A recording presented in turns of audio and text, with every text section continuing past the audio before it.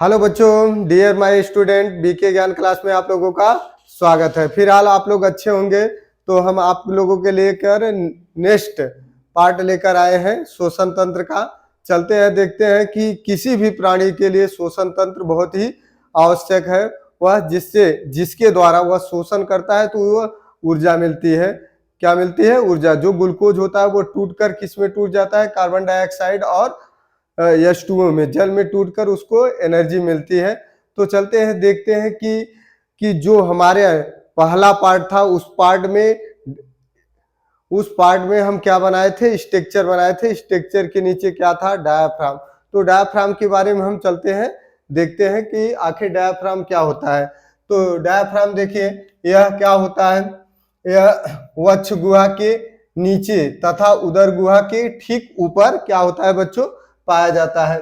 ठीक है। और यह कैसा होता है? एक सहयोजी क्या बनाता है? पदार्थ बनाता है। क्या बनाता है? एक सहयोजी का बना होता है। ठीक है, सहयोजी पदार्थ का बना होता है जो क्या होता है? लिक्विड के रूप में। और क्या करता है? अगला निःशोषण में यह 75% क्या होता है? योगदान करता है। 75% योगदान करता है। तो बच्चों क्या होता है? निःशोषण में जो हम निःशोषण क्या करते हैं? सांस लेते हैं। यह 75% क्या करता है? सांस लेने में सहयोग करता है। तो नेक्स्ट क्या होता है? डायाफ्राम टूट जाने पर व्यक्ति की क्या हो जाती है? मृत्यु हो जाती है। क्या हो जाती है? मृत्यु। और क्योंकि यह फीमेल में अब्सेंट होता है, क्योंकि यह फीमेल में नहीं पाया जाता है डायाफ्राम। तो नासा छिद्र क्या होता है? यह नासा छिद्र यह भाग होता है जो नाक का अगला भाग होता है। क्या होता है? नाक का अगला भाग। जो वायु, ठीक है, वायु से जितने वायु अंदर जाती है तो उसमें क्या होता है? बाल पाया जाता है। ठीक है, नासा छिद्र में बाल पाया जाता है जो धूल के कण को क्या करता है? रोकता है। धूल के कण को रोकता है और सुरक्षा प्रदान करता है। तो देखिए क्या होता है? नासिका कपाट। अगला क्या है? नासिका। यह नाक का पिछला भाग होता है। कौन सा भाग होता है? नाक का पिछला भाग होता है बच्चों।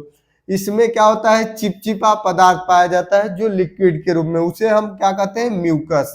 क्या कहा जाता है? म्यूकस कहा जाता है। जो नासिका छिद्र के कपाट के ठीक पास स्थित होता है, जिसे हम कहते हैं ओलिफैक्ट्रिक लोब। क्या होता है? एक लोब की तरह होता है। ओलिफैक्ट्रिक लोब की तरह होता है। इस प्रकार से एक लोब की तरह बना होता है।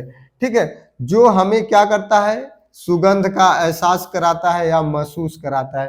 सुगंध का एहसास कराता है बच्चों या महसूस कराता है। ओके, तो चलते हैं, देखते हैं आगे क्या होता है। ग्रसनी। ग्रसनी हमारी क्या है? ग्रसनी अगला नेक्स्ट। तो यह नासिका के नीचे तथा मुख गुहा के ठीक पीछे पाया जाता है। इसे मार्ग से भोजन तथा वायु दोनों जाते हैं। क्या जाते हैं? भोजन तथा वायु दोनों जाते हैं। इसके बाद नोट लिखिए।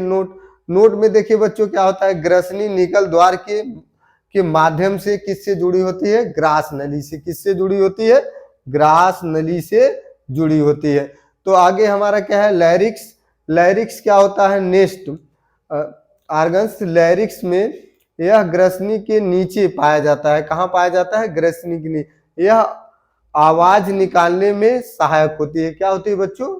आवाज निकालने में सहायक होती है। अतः इसे हम क्या कहते हैं? Voice box. क्या कहते हैं? Voice box.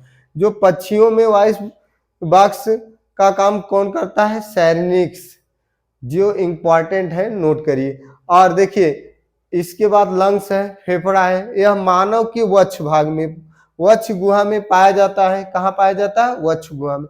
यह मानव का मुख्य अंग होता है। फेफड़ा रक्त में ऑक्सीजन को क्या करता है? ऑक्सीजन को मिला देता है, जिससे क्या होता है? रक्त का शुद्धिकरण होता है या फेफड़े में शुद्ध रक्त पाया जाता है। तो बच्चों क्या है आगे हमारा? श्वास नली है। क्या है? श्वास नली। इसके द्वारा वायु फेफड़े के अंदर जाता है। कहाँ जाता है? फेफड़े के अंदर जाता है। ठीक है, जो ट्रैकिया के बाहर कैटिज को सुरक्षा प्रदान करता है। किसको? कैटिज को सुरक्षा परत होता है, जिससे क्या होता है? Hyaline cartridge. हाइलिन कार्टिज देखिए, हाइलिन यहाँ है। ठीक है, और हमारा ट्रेकियो यहाँ है कहते हैं। ट्रेकियो के आगे हम जाकर क्या करते हैं, 2 ब्रांचेज में, किसमें, 2 ब्रांच में, ये 2 ब्रांच में क्या होता है बच्चों, डिवाइड हो जाता है, मतलब टूट जाता है, जिससे हम कहते हैं क्या कहते हैं, ब्रोनिक कहते हैं, ठीक है।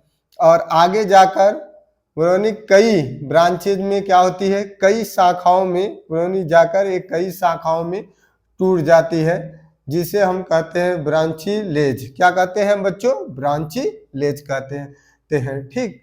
तो अगला हमारा क्या है, जिसे हम कहते हैं एलोबुलाई।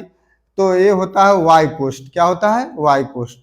तो वाई कोस्ट में जो ब्रांचीलेज के हेड पर, सिरे पर, किस पर, सिरे पर जो गोल रचना होती है, ठीक है, गोल रचना पाई जाती है, जिससे क्या होता है, एबुलाई कहते हैं। और एबुलाई वाई कोस्ट गैस के किस कार्य के लिए होता है, विनयम का कार्य करता है। क्या करता है बच्चों, विनयम का, आदान प्रदान करना गैस का के लिए करता है, या गैस का।